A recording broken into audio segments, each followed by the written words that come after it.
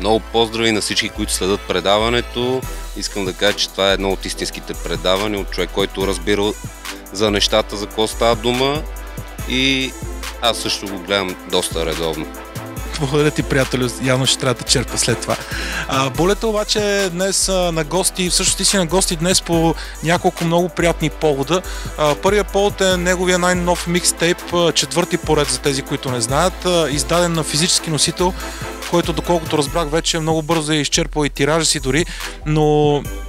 Да кажем, преполовил, даже 2/3 от тиража, за моя изненада, вече заминаха, което означава, че все още могат да се продават копия, но аз и на други хора, които ме контактуват в интернет, такива младоци, които сега почват се занимават, и им обяснявам, че това не всеки може да го направи, разбираш, и смисъл да продаваш и да записваш с две коренно различни неща, както и да те гледат по телевизията, примерно има хора с милиони гледания, също според мен не продават много, всичко е много зависи от това как ще си направиш нещата.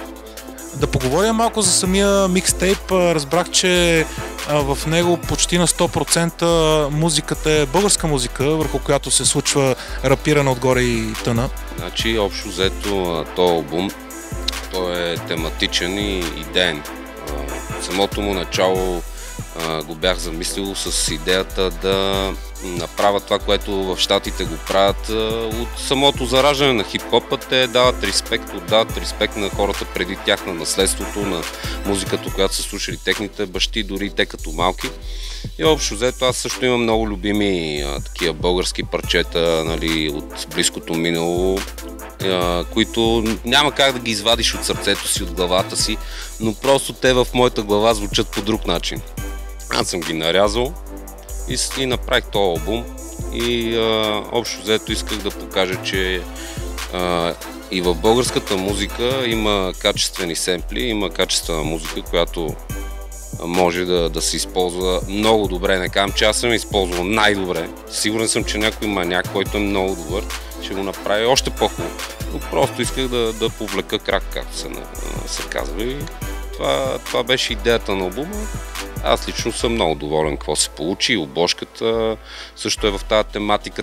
Цялата обложка е с надписи на групите или на изпълнителите, които участват вътре в албума.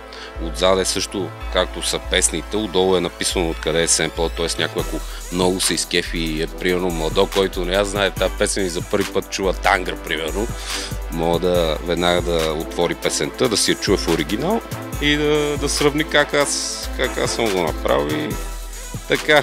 Между другото, това е първия в България такъв проект. Също един плюс, който си го слагаме тук. Йо, мен! Фьючеринги какви има в този албум? Значи фьючеринги, първия, който се сещаме, с Кон Готи и Литър Джак. С Чочо. Чочо от Отряд 13, това е пилотното парче вътре, което реално и снимах клип на него. Парчето се казва Живот след смъртта. Клипът е страшен, в смисъл акция генгста шет. Ние с Чочо се познаваме от малки се познаваме, затова той го поканих да участва в тази моя песен. Всъщност това е последното ти видео, което е излезнало като видео? Да, това е последното видео. Просто решихме да направим нещо различно, нали, по-истинско, което тук в България знаете, че са малко примерите за нещо подобно, защото то не носи някакъв финансов или такъв успех, но не искахме да запечатаме точно тази следа. Това е направено заради музиката. Заради музиката и лично заради нас двамата, заради този спомен, който ние имаме за тия времена, за тия години, за това как сме го преживяли. Да, в момента общо взето, честно ти кажа, го правим заради себе си. Защото, макар че продавам дискове, с тях си плащам един обяд на ден, примерно един диск, един обяд. Нали, дето се вика, като ти подарат нещо, трябва да дадеш едно левче. Значи купувайте си дискове на Булет, за да не остане гладен. Гладен, точно това исках да кажа, че гладен няма да остана, най-много един обяд да пропусна. Ти като цяло обичаш сам да си работиш проектите и сам да си изпиваш нещата? Не обичам, а много мраза. Направо мраза да участвам в цялата работа, обаче съм се убедил, че ако не си на, дето се казва, на всяка една стъпка от някой проект да си там, както се казва, ако не си го направиш сам, другите винаги ти го... Това в България просто е супер тенденция. И после те яд, защото си викаш, аз това го видях, нали, ама разчитах на неговия професионализъм. Професионализъм тук в България. Запомнете го. Няма такова дума, няма такава мисъл, няма такава идея.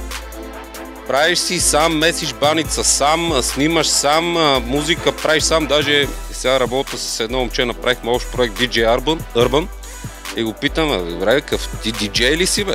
Не, бе, брато, правя си всичко сам и затова се нареках диджей, разбираш, и тук, така, всичко правим сам. И така е, мизерия. Най-страшното е, че дори да имаш пари, защото сега, примерно, имам идеи за по-скъпи неща да правя. Дори да имаш пари, не мога да си позволиш да ти всичко да зависи от някой малумник, защото те са малумници, човек. Поне това, което е свързано с BG Rap, аз това, което виждам и като саунд, и като видео, за мен това са смешно ниво. Смешно ниво. Това, което мога да отвори всеки един от нас и отваря в YouTube, мога да види любителски видеоклипове, снимани за по $100, дето са монтирани и направени много по-добре от всичко, което виждаме тук, и дето се тупат у гърдите и взимат евати парите. Вътре да им е. Окей, спомена DJ Urban, доколкото разбрах, сега имаш нов проект с DJ Urban, който обаче в същото време ще бъде и международен проект с изпълнител от щатите, който за момента се пази в тайна, и доколкото знам, в момента всъщност видеоклипа се снима вече във фурната, пече се. Да, значи общо взето, този проект е нещо като изненада, доста бомбастичен. Коледна изненада. Не, великденска. Великденско яйце снесах вчера.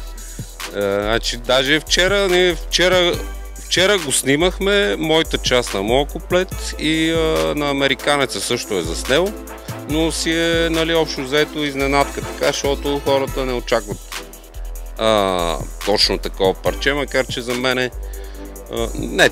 Какъв ще е стила? Стила си е, парчето си е трап, нали? Аз напоследък имам 2-3 трап парчета, обаче общо взето си правя олдскул, всички знаят, но правя олдскул, защото някакси това допадаше на настроенията на песните, които правих напоследък, нали? По-меланхолични, глъбени понякога в себе си, докато трапа си е злоба, топалка.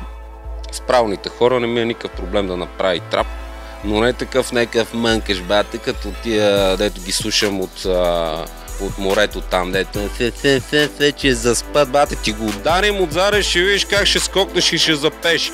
Какво е това, бе, брат, че какво се случва в тази държава?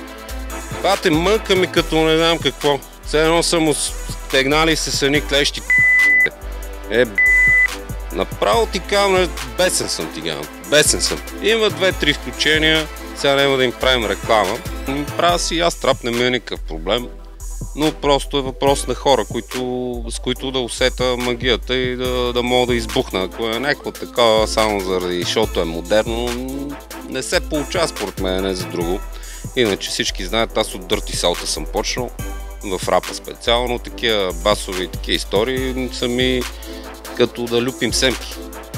Да, всички знаят, че по принцип ти никога не си правил музика, където се вика за пари, винаги си правил както се усеща.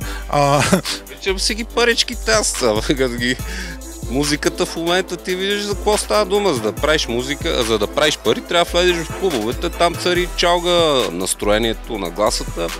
Някак си ми е много ориенталско такова, реши, някакво ориенталско ми е, не съм, аз гледам и ти знаеш, нашето поколение гледахме на запад. Тия сега гледат на запад, ама ме на изток, разбираш, разтворен. За финал, може би е хубаво да споменем и за другите ти нови проекти, защото доколкото разбрах, въпреки успешното издаване, успешните продажби на новият ти микстейп, всъщност ти правиш още по-нов микстейп. Да, аз така съм си замислил нещата, докато ми се прави и докато имам вдъхновение, защото и то така почва да се изчерпва. Обаче го получавам от хората, които напоследък се свързват с мене, ще си пускам микстейпове в малък тираж. Просто мисля, че тази формула ми допада, изкарват се и някакви пари, не да не се изкарва нищо. Затова са ми много странни хората, които пускат на свободен даунлоуд някакви неща, цели албуми, или пък примерно пусне някакъв албум на 15 лева, т.е. доставката ти идва на 20 и кусор. Пич, ти някога може ли да извадиш един, да смяташ на тая елка, да си представиш кой ще ти купи албума на 25 кинта, големия фен. Ти лут ли си, знаеш ли в коя държава живееш и къде се намираш, вътре целият албум е за бедняците и затова да спомагаме хип-хопа. Аре, стига с това лицемерие, бе, батка. Пусни го на 5 лева, покажи, че си народен човек. Какво се правят, брат, че само лъжат, брат? Много ме дразнат, често ти казвам. Ама то прозрачно, като някакъв аквариум. Много зле. Разбираш, и такива системи, това бизнес система, да ми обясни, знаеш, че все пак това е бизнес. Нали, къвто ще е, като фащаш нещо и набиваш пари, искаш да избиеш пари. Схемите горе-долу, като погледнеш успешните схеми в България, нас, те са на трите пръста на ръката се броят. И какви са тия схеми, бате, не мога да разберат тия хора, според мен чавка им е изпила главата, аз така. Окей, чакаме новото видео, което как ще се казва, между другото не разбрахме. И това е тайна. Само тайни днеска. Влезе скоро, по-малко от месец, нещата се развиват мълниеносно, в смисъл специално за това видео нещата станаха супер натъгъдък, супер еуфорично. Направо тая спойка между хората вътре, които участват в този проект, страхотна. DJ Urban го поздравявам специално, много истинско момче, улично.